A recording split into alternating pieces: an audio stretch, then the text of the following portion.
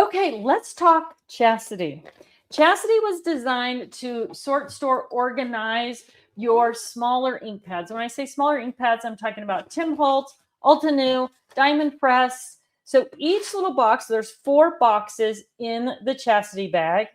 I'm going to pull these out because also in the Chasity bag, you are going to get a piece of plastic that looks like this.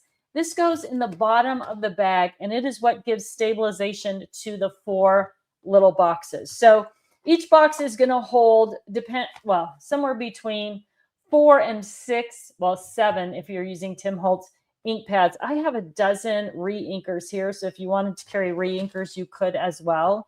But the Diamond Press, diamond shape inks, they're going to fit in there. The Altenew round inks, they're going to fit in there.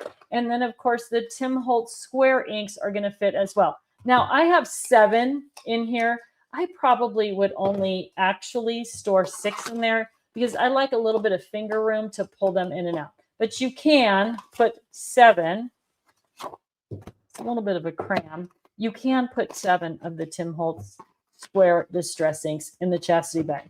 So Chasity, double zipper pull like everything else, 4 interior boxes and that little panel for the bottom.